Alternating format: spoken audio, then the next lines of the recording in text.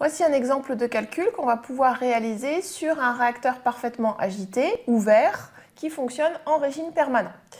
Donc on va travailler ici en phase gazeuse. Donc il s'agit de la pyrolyse de l'éthane. La réaction vous est fournie. On connaît la constante de vitesse et on sait que c'est une réaction du premier ordre par rapport à l'éthane. Et on demande de calculer le volume du réacteur qui permettra de réaliser la conversion de cet éthane avec un taux de conversion en sortie de réacteur de 73%. On a l'information sur le débit d'alimentation en éthane et on sait qu'on a une alimentation en éthane pur pour ce réacteur. Alors, on va pouvoir représenter ce qui se passe dans notre réacteur et c'est une manière de présenter les choses qui est assez courante dont vous pouvez prendre l'habitude dès maintenant. Donc on va écrire la réaction en l'éclatant un petit peu pour avoir de la place pour écrire des choses en dessous. Donc on a l'éthane qui réagit pour donner de l'éthène avec un dégagement d'hydrogène. Et on peut, lorsque l'on a présence d'inertes, rajouter une colonne avec les inertes.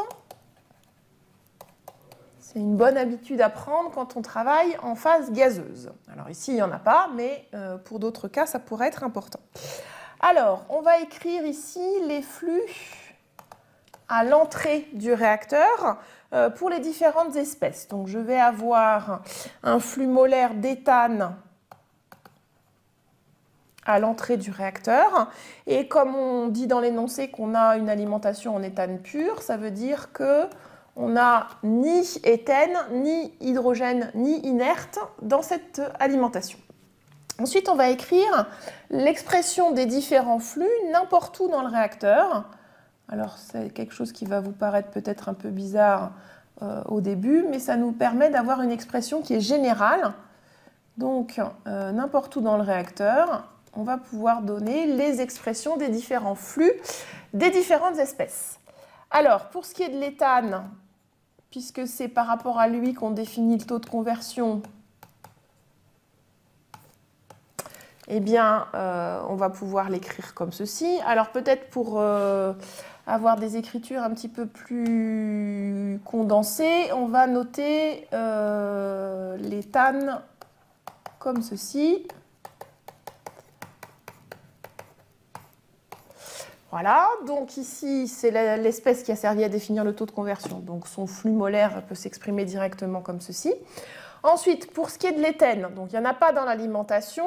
Et à chaque fois qu'on consomme une mole d'éthane, on produit une mole d'éthène. Donc du coup, le flux molaire d'éthène produit, c'est le flux molaire d'éthane à l'entrée fois son taux de conversion.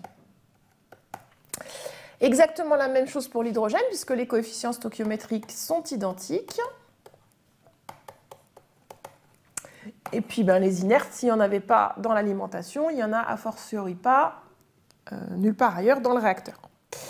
Alors, pour pouvoir expliciter la loi de vitesse, donc dans l'énoncé, on avait vu que c'était une loi de vitesse d'ordre 1 par rapport à l'éthane. Donc on a K fois la concentration de l'éthane. On est en phase gazeuse.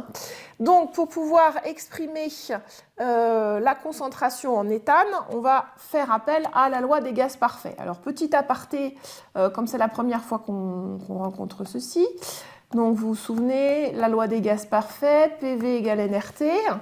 Pour faire apparaître la concentration en éthane, eh bien, il va suffire de diviser le nombre de moles par le volume. Voilà, mais évidemment pour pouvoir écrire ça, j'ai besoin d'appliquer ma loi des gaz parfaits à l'éthane. Donc ça va être le nombre de moles d'éthane et du coup la pression partielle d'éthane également. Donc du coup je récupère la concentration en éthane qui est égale à la pression partielle d'éthane sur RT. Et la pression partielle d'éthane, c'est tout simplement le titre molaire en éthane multiplié par la pression totale. Donc ici, j'ai le Y éthane. Et le Y de l'éthane, c'est tout simplement le flux d'éthane divisé par le flux total. Donc, je vois sur cet exemple, et ce sera le cas à chaque fois qu'on va travailler en phase gazeuse, que j'ai besoin de connaître l'expression du flux molaire total que j'ai dans mon réacteur. Et c'est pour ça que c'était si important, comme on l'a vu précédemment, d'être capable d'exprimer ce flux molaire total. Alors, on va ici le faire directement, puisqu'on a le flux molaire total qui est égal au flux molaire d'éthane à l'entrée. C'est le seul flux qui entre dans le réacteur. Facteur de 1 plus le taux de conversion d'éthane. Pourquoi? Parce que la dilatation stoichiométrique de cette réaction est égale à plus 1. Donc du coup, je vais pouvoir remplacer dans ma loi de vitesse et du coup faire apparaître une expression que par la suite vous écrirez directement sans refaire tous les petits calculs intermédiaires que je viens de faire. Donc en fait, on écrira à chaque fois que la concentration de chacun des gaz, donc ici je reprends la constante de vitesse, et pour la concentration, c'est le rapport entre le flux molaire d'éthane qui est exprimé ici, donc le flux molaire d'éthane à l'entrée, facteur de 1 moins x de l'éthane, divisé par le flux molaire total qui est écrit ici, donc le flux molaire total 1 plus x de l'éthane. Donc voilà, et ensuite P total sur RT. Issu de la loi des gaz parfaits. Donc ça, c'est la concentration en éthane. Donc quand vous aurez besoin d'expliciter une loi de vitesse par la suite, il vous suffira de reprendre directement cette expression. Donc c'est le flux molaire de l'espèce divisé par le flux molaire total fois P sur RT. Et si jamais on a une loi de vitesse avec plusieurs concentrations, on va réitérer cette expression pour chacune des différentes concentrations. Alors, maintenant qu'on a explicité la loi de vitesse, on va pouvoir enfin écrire l'expression du bilan. Alors, on est sur un réacteur parfaitement agité, uniforme, donc on peut écrire directement le bilan en éthane sur le réacteur parfaitement agité. On est en régime permanent, donc on a le flux d'éthane, pardon, je notais ET, à l'entrée. Le coefficient stoichiométrique de l'éthane dans la réaction que j'ai écrite, c'est moins 1, donc moins la vitesse de réaction qu'on avait explicitée comme étant K fois, donc F éthane entrée 1 moins X éthane, sur F éthane entrée 1 plus X, qui correspond au flux total, fois P sur RT. Donc ça, c'est la loi de vitesse. Il faut encore multiplier par le volume de mon réacteur parfaitement agité. Et ça, c'est égal au flux d'éthane à la sortie du réacteur. Donc 1 moins X éthane sortie. Alors, ici, on a affaire à un réacteur parfaitement agité. Réacteur parfaitement agité veut dire donc que la concentration est uniforme à l'intérieur du réacteur. Elle est en particulier égale à la concentration au niveau de la sortie du réacteur. On dit d'ailleurs souvent que les réacteurs parfaitement agités, ouverts, fonctionnent dans les conditions de sortie. Donc en fait, à l'intérieur du réacteur, partout dans mon réacteur, le taux de conversion est égal au taux de conversion à la sortie. Donc du coup, je peux rajouter ce petit S ici. Donc c'est le même que celui que j'ai ici sur le terme qui représente le flux sortant du réacteur. Donc, on va pouvoir un petit peu simplifier tout ça. Alors, déjà, je peux simplifier ceci.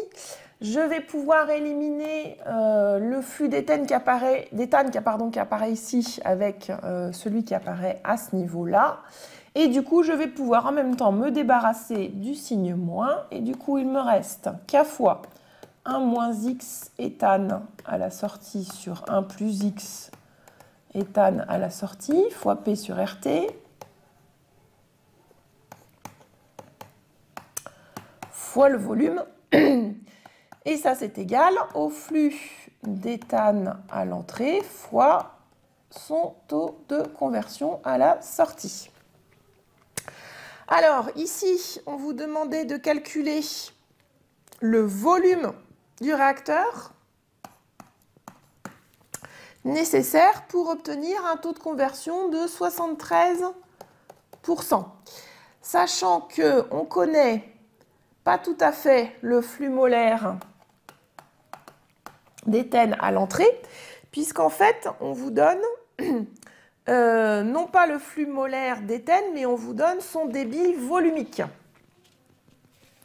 Donc du coup, on va pouvoir calculer le flux molaire d'éthane à partir de ce débit volumique, toujours avec la loi des gaz parfaits. Hein, si j'écris PV égale NRT, la loi des gaz parfaits dans sa formulation habituelle, je peux aussi écrire PQV égale FRT, en remplaçant le volume par le débit volumique et le nombre de moles par le flux molaire.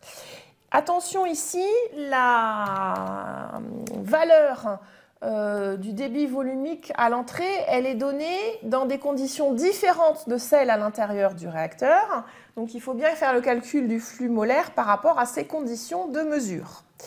Donc du coup, en fait, c'est un P0 et un T0 ici qui vont apparaître, correspondant donc à la température et à la pression à laquelle on a mesuré le débit.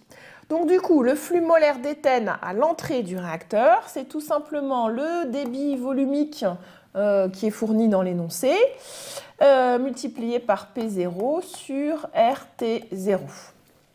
On va donc pouvoir calculer, et une fois qu'on a calculé ce flux molaire, pour un taux de conversion de 73%, sachant que par ailleurs on connaît la constante de vitesse, on connaît la température de travail et la pression totale dans le réacteur, on va pouvoir en déduire le volume de ce réacteur et il se trouve être égal à 118 cm3. Donc voilà pour le calcul de ce volume de réacteur sur un réacteur parfaitement agité en régime permanent. Donc ce type de calcul, on va pouvoir le retrouver dans un grand nombre d'exemples. Donc ici, il y avait deux points à remarquer. D'abord, l'utilisation du bilan matière sur un réacteur parfaitement agité en régime permanent pour remonter un calcul de volume, par exemple. Et puis aussi le cas d'une réaction qui se produit en phase gazeuse. Et donc, on a vu comment exprimer la concentration qui intervient notamment dans les lois de vitesse en fonction des différents flux, des différentes espèces. Et on a vu au passage l'importance d'être capable de calculer le flux molaire total dans le réacteur.